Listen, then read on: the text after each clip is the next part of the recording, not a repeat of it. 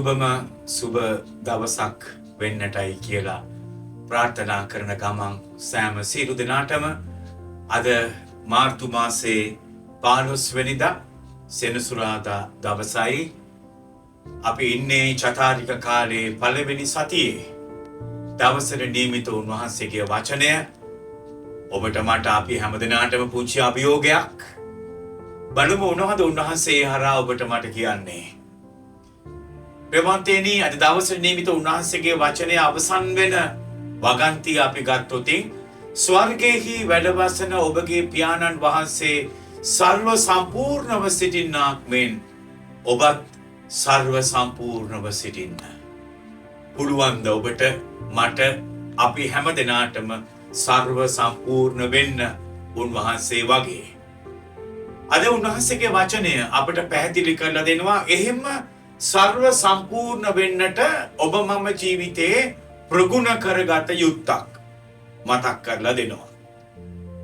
අද උන්වහන්සේගේ වචනය තුල කියනවා කරන්න අමාරු දෙයක් ඔබගේ සතුරන්ට ප්‍රේම කරන්න. ඒ අය වෙනුවෙන් යාඥා කරන්න. අමාරු වැඩක්. නමුත් ප්‍රේමවන්තයනි, අපිට කරන්න පුළුවන් දෙයක් උන්වහන්සේගේ වචනය තුල අද කියනවා. ඔබට විරුද්ධ වෙන අය වෙනුවෙන්, ඔබට ද්‍රෝහිකම් කරන අය වෙනුවෙන් ජීවිතේ ඔබ ඒ අය වෙනුවෙන් යාඥා කරන්න. පුළුවන්. මොනවා වෙනුවෙන්ද යාඥා කරන්නට ඕනේ? ඒ අයගේ හිත් හැරෙන්න කියලා. අපි දන්නේ නැහැ ඒ අයගේ හිත් කවදා වෙනස් වෙයිද කියලා.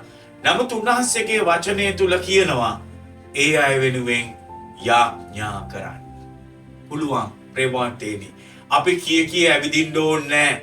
අපි ඔබ වෙනුවෙන් යාඥා කළා, මේ දේ වෙනුවෙන් යාඥා කළා, මෙහෙම වෙන්න ඕනේ කියලා යාඥා කළා නෑ. මතක තියාගන්න, අලුබදාදා දවසේ අහපු උන්වහන්සේගේ වචනය රහසින් ඔබ ගාව ඉන්න දෙවියන් වහන්සේ දැක්කහම ඇති. ඒක නිසා ප්‍රේමවන්තයනි, මේ දවසේ සමහරක් වෙලාවට ඔබ අමනාප කවුරු හරි ඇති, ඔබ තරහ කවුරු හරි ඇති, ඔබ කතා නොකරන කවුරු හරි කෙනෙක් ඇති. ඒ අයව මේ දවසේ අපි මතක් කරගමු. ඒ අය වෙනුවෙන් අපි පුංචි යාඥාවක් ඔප්පු කරමු. කවුරු හරි හිතනවා නම් අද මම කායිකවත් තරහ නැහැ, අමනාපයක් නැහැ. ඔබ දෙවියන් වහන්සේට ස්තුති කරන දවසක් බවට මේ දවස පත් කරගන්න. ඔබට හිතෙනවා නම් නෑ මම මේ අයත් එක්කලා කතා කරන්නේ, මේ අයත් එක්කලා තරහයි, මම මේ අයත් එක්කලා මූණ බලලා hina වෙන්නේවත් නෑ කියලා ඔබට හිතෙනවා නම් කවුරු හරි කෙනෙක්, ඔබ ඒ අයව අද මතක් කරන්න දෙවියන් වහන්සේ ඉදිරියේ පුංචි ආඥාවක් ඒ අය වෙනුවෙන් ඔප්පු කරන්න, එයාගේ ජීවිත වෙනස් කරන්නට කියලා. එකපාර වෙනස් වෙන එකක් නැහැ, කාලයක් යයි. නමුත් ඔබ ඔබගේ යාඥාව තුල ඒ අයව මතක් කරන්න. මතක් කරලා දේව ආශිර්වාද ඉල්ලන්න. මේ දවසේ අපි හැමදෙනාගේම ඔබට විරුද්ධකම් කරන අයගේ පවා දවස ලස්සන කරගන්නට හැමදෙනාටම දේව ආශිර්වාදය, දේව ශක්තිය ලං කරලා දෙන්නටයි කියලා අපි මේ දවස උන්වහන්සේට බාර කරමින් වැඩ කටයුතු අපි ආරම්භ කරමු.